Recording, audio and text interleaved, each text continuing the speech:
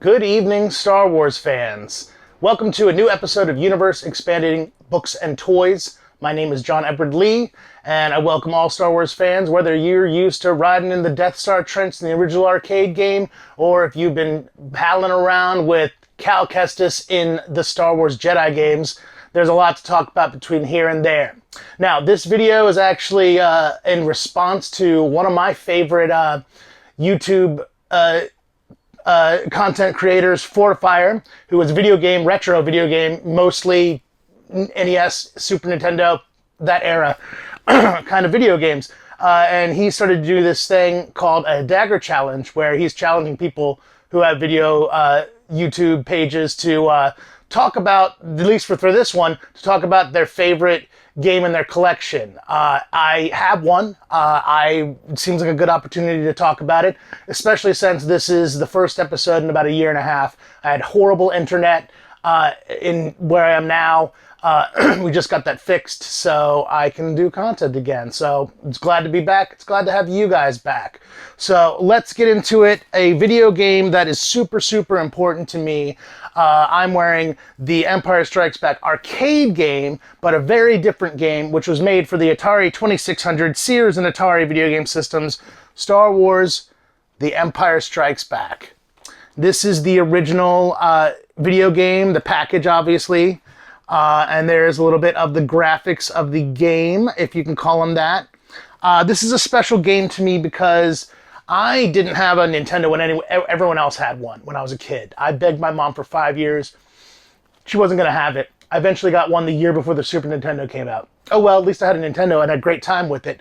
But up until then, I had 2600 games. I also had a lot of friends who were not touching their 2600 games. So I had a friend who gave me a bunch of them. The Journey video game was in there. Here's a fun fact about me. I didn't know Journey was a real band until I was a teenager. I just thought it was a video game about a rock band who flew to space, which is what it's about. Speaking of space, that's not the game we're talking about. We're talking about this one for the 2600.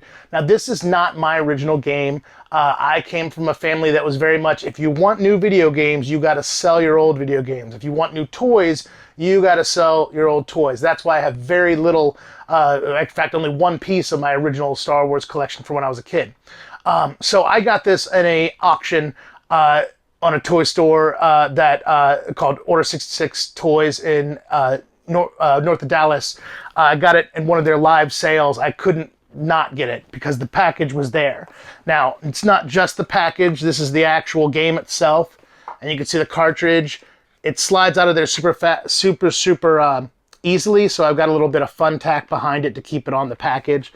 But that's what they used to come in the package. I don't even really remember that because most of the games I had were secondhand from friends in my own grade. Anyways, there it is. It's a weird game in that it's just the Battle of Hoth. You're only going across, and an AT-AT is coming at you, and they'll have like one glowing brick, and you have to hit that brick to take down the AT-AT. It's really, really simple. Again, it was a second hand, so I never knew how to play it. Not that I really read instructions up until about NES anyways. This came with the instructions. And back in the day, there was no internet. You couldn't look it up and find out how to play this game. So I actually got to learn how to play the game for the very first time. And I do have this game, not on an Atari 2600, even though I could play it with this. I have a emulator PC, so I have played it on that. A lot of the other Atari games, I didn't like so much. The Atari version of the arcade game's pretty good. But I have the arcade game. I mean, you can't go again. It's not never going to hold up to the original. The Death Star one on the 5200, where you go below the thing, that one's a little weird. The lightsaber one with the little wavery lightsaber, that's a little weird. This is the one that I liked. So, just wanted to give a quick shout out and let you know that I'm back, and I'm going to be doing more shorter content at more frequent intervals. So remember to subscribe, share, comment. Let me know what you think about what's your favorite Star Wars game. I have 40 of them, so I'm sure I've played it. There's very few that I haven't played. I even played the Droids, the cartoon series. I played that game. It's not good. Anyways, thanks for letting me talk about Atari 2600, Star Wars The Empire Strikes Back. Again, this was because my favorite, literally my favorite YouTube subscriber, content creator. I really like these guys' videos. I like commenting on them. His name is Fortifyre, and that is spelled Fortefyre. Again, in case I misspelled that, Fortefyre.